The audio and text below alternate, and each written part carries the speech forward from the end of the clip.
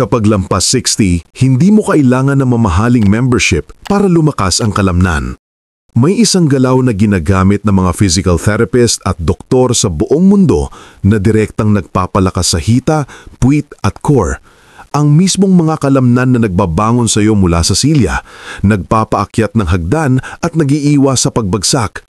Ito ang baba tayo sa upuan o sit to stand. Mas mabisa pa ito kaysa maraming machine sa gym dahil eksaktong galaw ito ng totoong buhay, functional. Binubuhay ang mga kalamnan sa paraan na gagamitin mo araw-araw. Pinapalakas ang buto sa pamamagitan ng bigat ng katawan mo at sinasanay ang balanse at paghinga mo sa iisang drill. Bakit ito mas mabisa pa sa gym para sa seniors? Una, sabay-sabay nitong pinapagana ang quadriceps, harap na hita, glutes, puwit, hamstrings, likod na hita, core, tiyan at likod at bukong-bukong. Isang compound move na tumataas ang tibok sa ligtas na paraan. Ikalawa, ito mismo ang galaw ng independensya, pagbangon sa kama, pagupo sa trono, pagakyat at pagbaba ng hagdan at pagtayo mula sa jeep o kotse. Ikatlo, madaling iakma sa tuhod, balakang o likod na masilan. Tinaasan lang ang upuan, binabaan ng ulit o binabagalan ng pagbaba para kontrolado pero epektibo. Ikaapat, walang kagamitan, isang matibay na upuan lang. Kapag lumalakas ka rito, makikita mo ito agad sa buhay. Mas magaan ang bangon, mas buo ang hakbang, at mas bihira ang, uy, muntik na. Paano ang perpektong forma? Step by step. Umupo sa matibay na upuan na ang taas ay abot sa likod ng tuhod.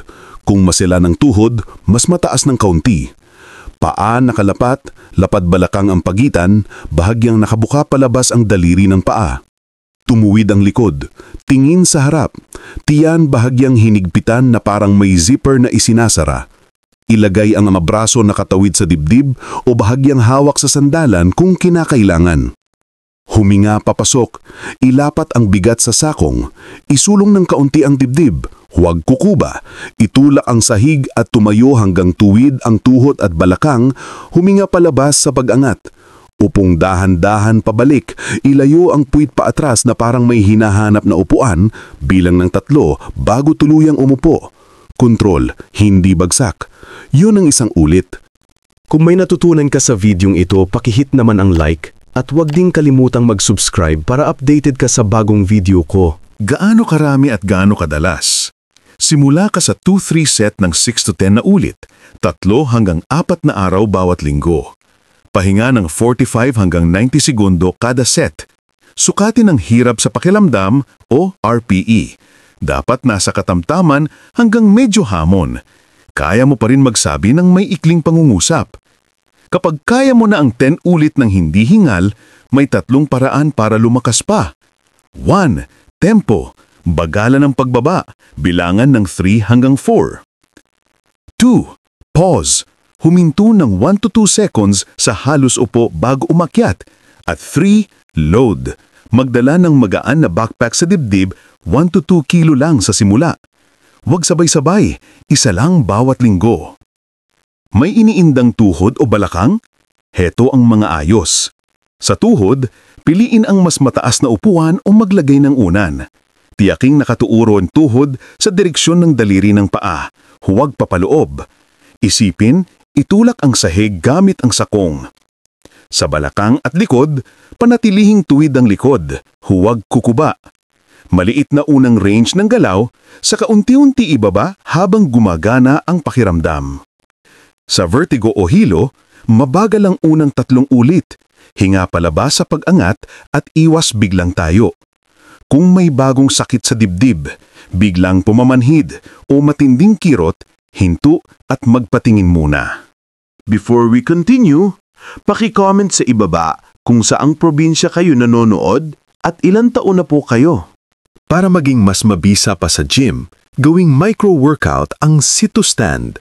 5 minutong ritual na idinikit sa buhay mo. Umaga pagkagising, 1 to 2 set. Tanghalian, bago kumain, 1 set. Hapon, bago magmerienda, 1 set. Gabi, bago manood, 1 set lang. Sa kabuuan, nagagawa mo na ang 4 to 5 set na hindi mo namamalayan. Idikit pa ang dalawang 30-segundong pandikit. Alafa, calf raises, tumayo sa dulo ng paa, 15 ulit para sa sirkulasyon at laban pulikat. At ba, one leg balance sa harap ng lababo, tig 20 hanggang 30 segundo bawat paa para sa balanse. Hawak ka lang ng bahagya kung kinakailangan. Narito ang 14 araw na progresyon para sa tunay na lakas. Araw 1 to 3, 2 set times 6 to 8 ulit, mataas ang upuan, mabagal ang pagbaba. Araw 4 to 6, 3 set times 8 to 10 ulit, tanggalin ang sandali ang hawak sa upuan kung kaya. Araw 7 to 9, 3 set times 8 to 10 ulit, idagdag ang pause ng 1 segundo sa halos upo. Araw 10 to 12, 3 set times 10 to 12 ulit o maglagay ng 1 kilong backpack sa dibdib. Araw 13 to 14, 3 set times 8 to 10 ulit, bagalan ng pagbaba sa bilang na 3 to 4 at panatilihin ang kontrol. Mula rito, pihit-pihit lang. Dagdag 1 o 2 ulit kada linggo o dagdag 0.5 to 1 kilo sa backpack tuwing kaya mo na ng komportable. Target sa seniors, maabot ang 10 to 12 ulit na kontrolado. Bonus kung kaya mong gawin ang 30 ulit sa loob ng 60 segundo. Senior power test. Sa tamang forma, ito'y senyales ng matatag na binti at puwit. Paano mo i-prepare sa pagkain para tunay na pampatigas ng kalamnan?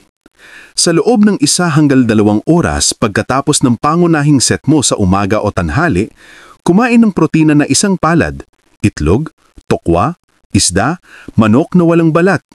Halimbawa, almusal, 1 itlog plus half tasa tokwa o luga na may sardinas at pechay. Sa hapon, maliit na yogurt o 1 to 2 kutsara peanut butter na 100% mani, hindi candied nuts, para tuloy ang repair. Uminom ng tubig paunti-unti. Iwas isang bagsakan, lalo na kung may diuretics. Mga karaniwang pagkakamali at paano i-correct. 1. Bagsak ang upo. Solusyon, bilangin ang 3 pababa, hawakan ng bahagya sa sandalan hanggang masanay. 2. Tuhod na papaloob. Solusyon, isipin binubuksan ng tuhod. Pwede mong ipitin ng maliit na tuwalya ang pagitan ng tuhod para pantay ang linya. 3. Arko ang likod at nakasungaw ang leeg. Solusyon, tingin sa harap at zipper sa tiyan. 4. Hinihila ang leeg at balikat. Solusyon, braso nakatawid sa dibdib o kamay nakahawak ng bahagya sa balakang. Paano kung gusto mong pagigasin pa ang core nang hindi tumatalon o nagpo-push up sa sahig? Idagdag ang hover sit, umangat mula sa upuan at manatili sa halos upo ng 10 hanggang 20 segundo saka umupo. 2 hanggang 3 ulit sa dulo ng set, mabigat sa hita at puwet pero ligtas sa tuhod kapag tama ang forma. Pwede ring ang sit to stand plus reach. Pagtayo, iaabot ang 2 braso pataas para buksan ang dibdib at sanay ng tindig. Kailan mo mararamdaman ang pagbabago? Sa loob ng 2 hanggang 4 na linggo ng regular na sit to stand, karaniwan mong mapapansin mas magaan ang bangon mula sa upuan, mas konti ang hangal sa unang baitang ng hagdan, mas tiyak ang hakbang dahil gumanda ang balanse at mas bihira ang pananakit ng likod na dulot ng kahinaan ng puwet. Kapag tuloy-tuloy, ito ang nag-o-offset sa natural na pagkawala ng kalamnan sa pagtanda. Iyon ang tunay na mas mabisa pa sa gym para sa karamihan ng mga seniors. Kung may natutunan ka, i-comment ang isang galaw at isulat kung anong oras mo gagawin ang unang 2 set bukas. Halimbawa, pagkatapos magsipilyo o bago mag-almusal. Ibahagi ito sa kapamilya at kapitbahay. Baka ang simpleng 5 minutong baba tayo sa upuan ang mismong magligtas sa kanila sa pagbagsak at magbukas ng pinto sa mas malakas na lakad. At kung gusto mo pa ng ganitong praktikal na gabay para sa kaalaman sa katandaan, mag-subscribe ka. Dito, bawat galaw ay panangga para humaba hindi lang ang taon kundi ang lakas at kumpiyansa ng bawat araw. Panghuling paalala, iba-iba ang katawan, gamot at kondisyon ng bawat isa. Ang payong ito ay pang-edukasyon at hindi kapalit ng personal na gabay ng doktor o physical therapist. Kung may kamakailang operasyon, bagong sakit sa dibdib, biglang pamamanhid o matinding hilo, kumonsulta muna. Pero kung pasado ka, simulan ngayon. Isang upuan, 5 minuto, iisang galaw.